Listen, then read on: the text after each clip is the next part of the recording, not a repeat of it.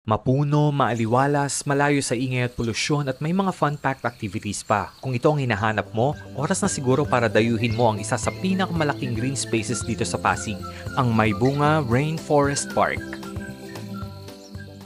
Unang naitayo noong 1977 para sa publiko na may total land area na halos umaabot sa 7 hectares, nirelaunch ito noong 2013 bilang Rainforest Adventure Experience or RAVE. At noong 2023 sa bisa ng kanilang City Ordinance, dineklara itong isang protected area at pinangalanang Maybunga Rainforest Park. Free ang entrance sa park pero ang ibang activities, may konting entrance fee para ma-enjoy. Isa sa mga may enjoy dito ng publiko ay ang kanilang public swimming pool na napakalaki at mala-water theme park sa ganda. Meron ding mini Olympic pool para sa mga gusto namang mag-swimming lesson. Kung mahilig ka naman sa paru-paro ay meron silang butterfly house para ma-experience ito ng up close at personal. Sa aking pamamasyal ay nakilala ko ang magkakaklase na sina Angel, Jen at Amy na busy sa paggawa ng kanilang school project. Tinanong ko na rin sila kung bakit dito nila napiling pumunta. Kasi po maganda po yung place, saka greeny yung atmosphere din po. Dito po kasi is tahimik and makakapag-focus din po kami sa ginagawa naming project. Meron din ditong kids park na may mga pambatang palaruan dedicated para sa enjoyment ng mga bagets at senior citizens park naman para sa mga young at heart. Si Mami Sonia, isa sa mga senior citizens na dito rin lumalagi. Marami siyang mapapaglibangan ng mga senior citizen. Marami silang magagamit ng mga equipments para sa kanilang kalusugan na tamang-tama lang para sa kanila.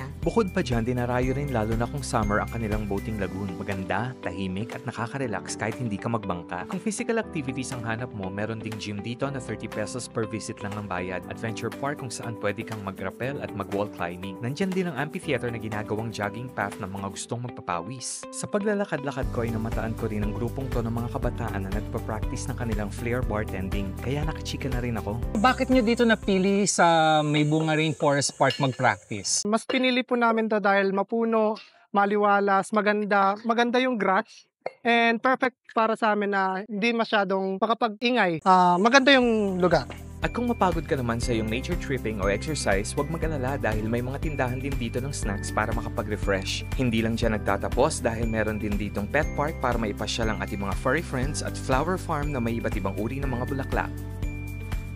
All-in-one pasyalan na nga talaga ang Maybunga Rainforest Park, hindi lang pang tropa o kapamilya, isama mo na ang mga bagets, seniors, pati na ang mga pusang gala. Dito, hindi lang bandingan sa isa't isang may experience, kundi ang ganda ng ating kalikasan. Kaya naman, para sa mga nature lovers dyan, adrenaline junkies, o sa mga gusto lang mag-chill, iunan nyo na sa listahan ninyo ang Maybunga Rainforest Park na bukas mula 5 a.m. to 5 p.m. 7 days a week na matatagpuan sa kahabaan ng Francisco Legazpi Street sa Barangay Maybunga at malapit sa Manggahan Floodway. Dito lang yan sa lungsod ng Pasig.